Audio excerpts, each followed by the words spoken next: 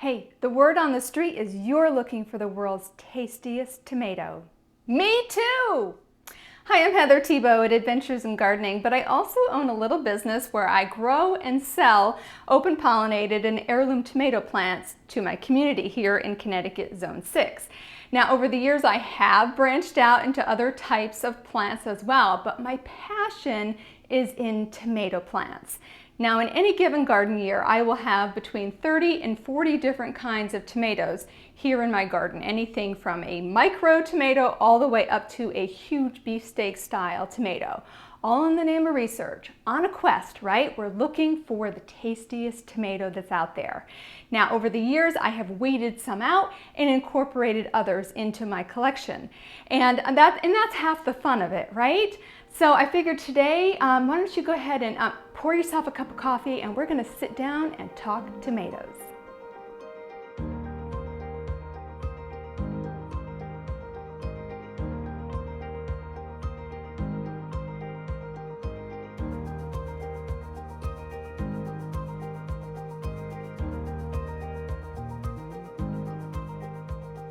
Okay, so this is actually the second time in a couple years that I have showed this type of video. And the first time around I had plants to show because I did it in the middle of summer or early summer. And but this time I will be showing plenty of pictures on this side. So I have left this space right here so that I can show you all of these wonderful plants that I'm going to talk about. Now, the first time around, I guess I left out some information that that a lot of people want, and that is, how does it taste? Or did I leave that out, okay? Because I looked up descriptive words for describing tomatoes. And so here are some of them. Rich, delicious, deep, complex, luscious, savory, sweet, acidic, tart, balanced, intense, mild, distinctive, or fruity. Now, I underlined the ones that I thought actually described something. Savory, sweet, tart, and fruity, okay? Distinctive, I mean, some of these things, I think taste is actually a matter of interpretation. I think there's a personal thing when it comes to taste. All right, the perfect example of that is the year that I grew Paul Robeson. All right, Paul Robeson was supposed to be like the tomato, and I'm like, it was described as earthy, and guess what? I don't like earthy. Earthy, yuck, I did not like it at all. So all of the tomatoes that I'm going to talk about today, I do love, all right? And I'm going to do my very best to describe them. With the first year that I was doing this, I sat down with my family and friends mid-season when everything was available, and we had a tomato taste test. And it was so interesting because I tried to get them to use adjectives. And it was difficult for everybody. I mean, they either liked them or they didn't like them, or sometimes it would be sweet or not sweet. All right, that was the best that they can do. So I'm going to do the very best that I can today to use descriptive words to tell you how they taste. All I can tell you is that all but 3 of them I have personal experience with, and I love the plants on all of them, okay, because that's part of the criteria.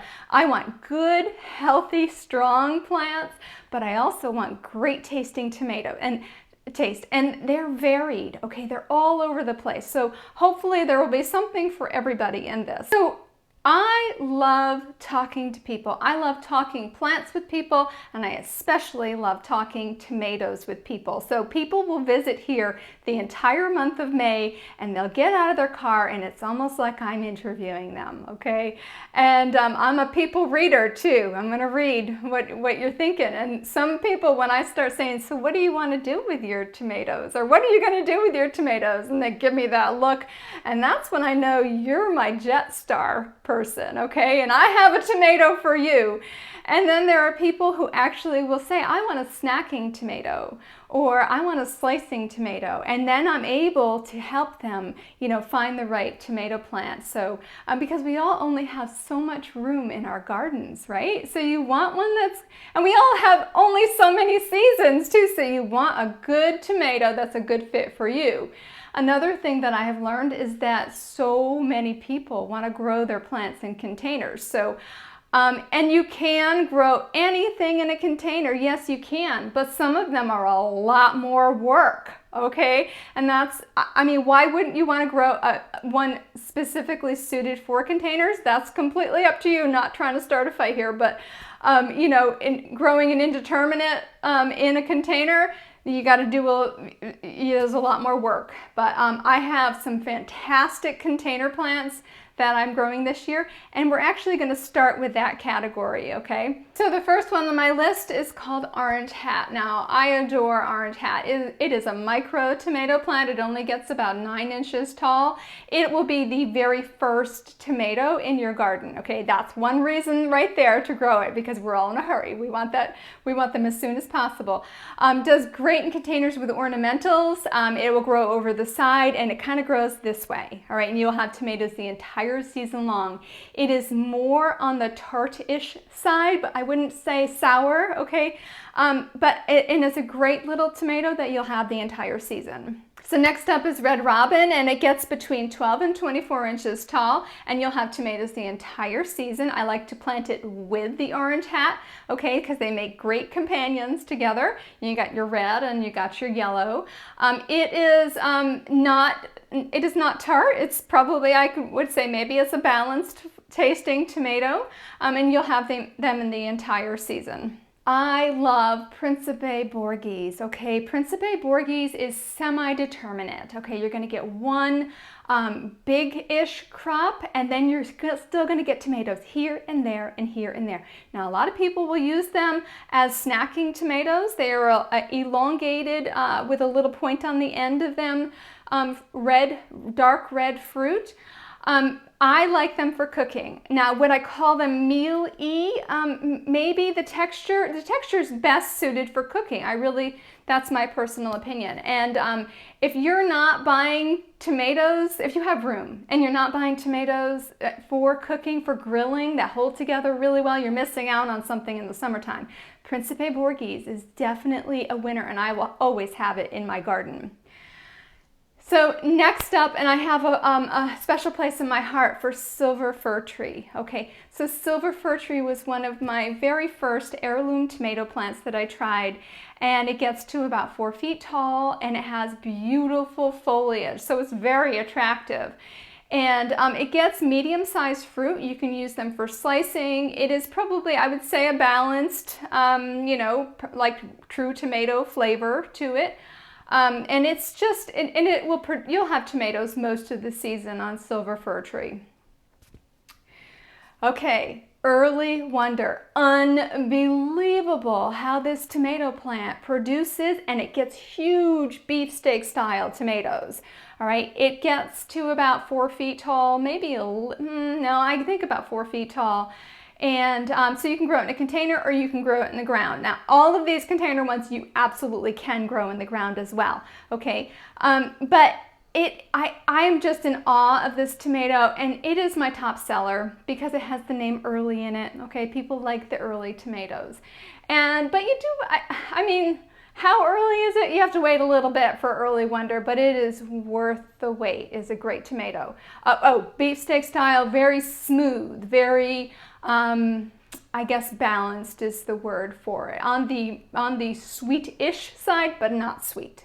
Okay, new to me last year was a tomato that blew my mind. It is a dwarf tomato that produces the entire season, that gets huge beefsteak style tomatoes. I'll tell you what, you need something to hold this up though, because this year I'm going to actually weigh one plant, how many fruits I get off of it, because I grew 7 or 8 of them last year as my trial, and it is the reason that I had to can so many tomatoes. Now, it's not necessarily a canning tomato, it's just that I had so many, you gotta do something with it, okay? So I did. Beautiful, gorgeous, on the fruity, sweet-y side, but not sweet. It's not a sweet tomato. Smooth and balanced, okay? I will probably grow it forever. I just love that tomato so much. Okay, new this year, I don't have a lot to say about it, but I'm growing Tasmanian chocolate, and it sounds just like Purple Rain. So subscribe right now if you want to hear more about that, and I'll be talking about tomatoes the entire season. So that is the containers. Now let's talk cherry tomatoes. And I grow a lot of different cherry tomatoes. I like the impact of the color on the plate. I like you know, I like how they photograph. Let's talk first about Barry's Crazy Cherry. So Barry's Crazy Cherry is unbelievable how many fruits you get on one stem, okay? They are fruity and lean toward the sweeter side, and they are gorgeous, just gorgeous. Indeterminate, love that plant. Next is blueberries. Now blueberries is, everybody loves blueberries, okay? I sell a lot of them. I find them to be a little bit more tart. All right, but everybody loves the color. The plant even has like a kind of like a bluish stem or blue-purple stem to it. So, but very vigorous, large cherry on the tartar side. But you know, if you've got room to grow a few different types of cherry tomatoes, it is a winner. I love it. Oh, so many. Oh, so many. Okay, Ildi is very much like Barry's Crazy Cherry. I've had trouble, you know, not carrying both of them, and I know I should just pick one of them. So Ildi is like Barry's Crazy, like so many tomatoes on a branch, okay? But on the sweeter side, it is more sweety, less juicy, okay? More intense yellow color too, so that is a winner. Isis Candy is another one of my top seller. It is sweet, okay? It is sweet and good and yummy and beautiful, and it is a great cherry tomato on the larger size cherry and very vigorous. Rosella is my favorite cherry tomato, okay? If you like sweet and you like pretty and you like lots of cherry tomatoes, Rosella is one I totally recommend. I sell a lot of Rosella just because of that. It's pink with a little bit of green on the shoulders. It's very thin-skinned and tasty. It is one of my top favorite tomatoes. I am adding back in that I grew years ago. It's called Blue Cream Berry, Blue Cream Cherry. It's called one of those. I'll put it on the screen. So Blue Cream, that's what I've been calling it. And so it totally doesn't taste like any of the other cherry tomatoes. It is more watery, so it's very, very juicy, very flavorful. It has some downsides to it, okay, because you got to stand there and eat them as fast as you can as they're coming in, because there's so many of them. You have so many the entire season, and if you don't get them fast enough, they're going to split on you, okay? So it's definitely, if you have the room, it's totally different from the others. It's very pretty to look at, and kids seem to really like that one, the Blue Cream. I just love Brad's Atomic Grape. I didn't talk about Brad's Atomic Grape. So it kind of should be in the category of cherry and medium, both of them, and it is one that a lot of people have a hard time, like I push it on people, okay? Because it is such a great tomato. They're like snacking size, a little larger than a cherry, and it's fruity, okay? And you can use it for snacking, you can use it in salads, or you can use it to make a really beautiful salsa. So they're not overly juicy, so they do a good job at that. Editing Heather interrupting here. Oh my gosh, I forgot to talk to you about black strawberry. Black strawberry was a new one last year, and it's listed as a cocktail tomato, okay? It's a cherry tomato, it's a large cherry tomato, and there was a lot of controversy last year about it, and I grew it, and I will grow it from now on, okay? It kind of, a lot of people were thrown off by it because they expected something maybe sweeter. It is definitely tart. It is definitely on the mealier side. It is gorgeous. It is gorgeous, and it's prolific, and you will have lots and lots of them. So anyway, I just wanted to cut back in here and show it to you and tell you, even though it's tart on the tartar side and it's a little bit mealy, it was great for cooking, okay? I did have it in salads as well, but man, it was just a fun tomato to have in the garden. All right, now let's go into the category of plum tomatoes, okay?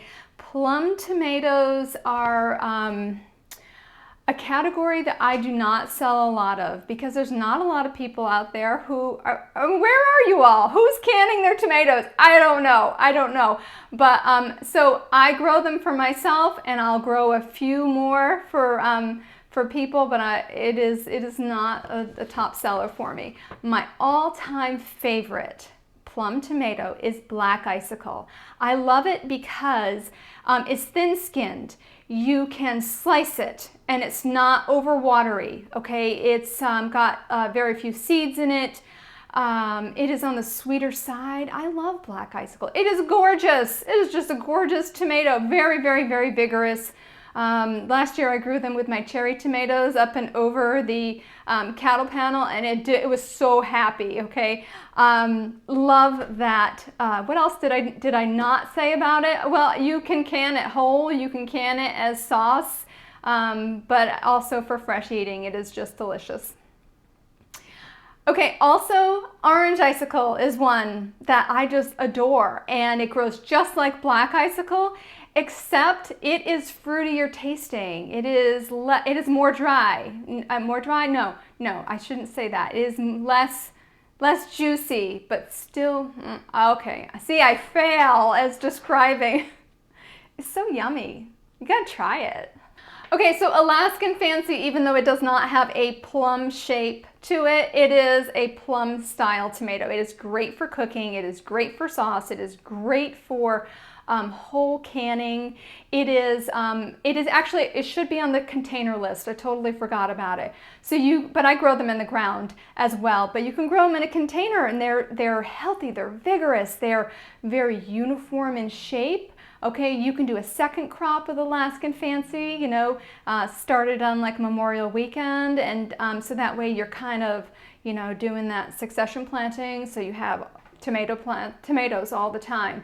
So I love Alaskan Fancy. I sell a lot of Alaskan Fancy because you can also just eat them just straight up, okay?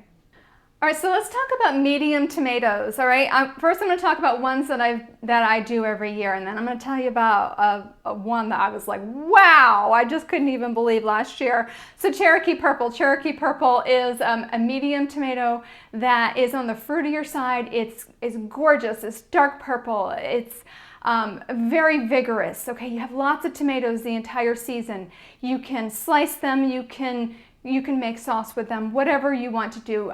It is a thin-skinned, very yummy tasting. Along the same line as chocolate chestnut, maybe a little smaller. Chocolate chestnut is a little bit more sweet than Cherokee Purple. And you get so many of them. I forget what I did with them last year, but I had a whole batch of them, and I think I made like a sweet and hot salsa with them. But you can eat them. The great snacking tomato. Okay, there's something you can use, but fruity and on the sweeter side. Stupus is a Czechoslovakian tomato that is also a good snacking one, okay? And it's larger than a cherry, but probably a little smaller than a medium. Potato leafed, true tomato flavor, perfect for snacking. You can slice up and put it, you know, in salads, and it's one that I've been growing for years, and I will never be without that in my garden. So the one that surprised me most this last year, did it surprise me? I like trying new tomatoes, you know. Prairie Fire, all right? It has a plum shape. It is semi-determinate. So you gotta make sure that you're not, well, you gotta make sure you're not like me and grow it with I tried to grow it with cherry tomatoes, and I'm like, why aren't you keeping up with everybody else? Because I had to look back and read this semi-determinate. It is the sweetest tomato I've ever had. I don't know if I should say that. It's such a sweet tomato. It is a snacker. It's a snackerel. It's a snacking sized tomato. Oh my gosh, I just loved it. My sister loved it. Probably other people would have loved it if my husband wasn't eating them as fast as he could last year, okay? It was a winner. If you could add one to your collection this year, I would pick Prairie Fire, and it's pretty. So you can use it for salad, for snacking, use it for whatever you want to. It is a winner. All right, now let's talk really big tomatoes. All right, let's talk the beefsteak style tomatoes. So beefsteak style tomatoes, I've been growing the same ones for a while now. They're winners, okay? I'm gonna save my favorite for last though. There is the beefsteak classic tomato, and it is everything a beefsteak should be, okay? It is the tomato that I give the people, the Jetstar people, when they get out of their car, that they're like, what do you mean? I just want a tomato. That's the one. I'm like, this is the tomato for you. So it is smooth, balanced, less, not really acidic, on the sweet-ish side, but not sweet, and not too juicy. Great for sandwiches, great for slicing, great for just, you know, slicing it up and putting salt on it, and it is a winner. Wood's Famous Brimmer. Okay, Wood's Famous Brimmer is a prolific, okay, tomato. A little smaller than the beefsteak, than the beefsteak classic. Still has the same traits, okay? It is smooth, it is it's not real seedy, and you can use it for cooking, you can use it for slicing. It is a multi-purpose, it is perfect, but there are so many tomatoes on Wood's Famous Brimmer. Orange strawberry is a fun one that it looks just like beefsteak classic, okay, or the classic beefsteak. It is yellow. It is on the fruitier side. It is very smooth. I just love that tomato. And so you can use it the same way you would use any other beefsteak tomato. Slice it up, put it in salads, whatever. All right, so German pink and Brandywine. Okay, those two. There are two that I normally carry, and I go back and forth between the two. I probably like German pink better than Brandywine. Brandywine is a name that everybody recognizes, so let's do German pink first. So German pink is on the sweeter side. It is large, it is juicy, it is great for slicing, it is a beautiful tomato. And then Brandywine, and it has a lot of the same traits as German pink, but I don't find it to be as flavorful, okay? But I still like both of them. So my all-time favorite beefsteak style is Pantano Romanesco. It is thinner skinned. It is dark red. It is so beautiful and so tasty, and good balanced tomato flavor to it. On the sweet-ish side, it's very smooth, and it's a joy to grow. So that is one that I've been growing for years, and I just love it. So two that I'm adding this year that I really cannot speak for. I'm adding Bonnie Best to the category of medium, and I'm adding San Marzano, which is a classic. And so I'm doing the San Marzano because hopefully it is something that's recognized by people. So, you know, maybe I can get more people interested in plum tomatoes. So that's it on my list of tomatoes that I'm growing this year. And you know, this time of year, we are just so anxious to taste that very first tomato. And I would love to hear from you. If there is a tomato on your list that you're like, oh no, you're missing out, you got to try this one, leave me a message, because I want to know about it. Because just like you, I am on a quest to find the tastiest tomato out there. At least something new, right? We like to try new things. So I hope this has helped. As you're dreaming and planning your garden this year, give me a thumbs up if you enjoyed spending time with me, and subscribe so you don't miss out on the next adventure in gardening. See you soon.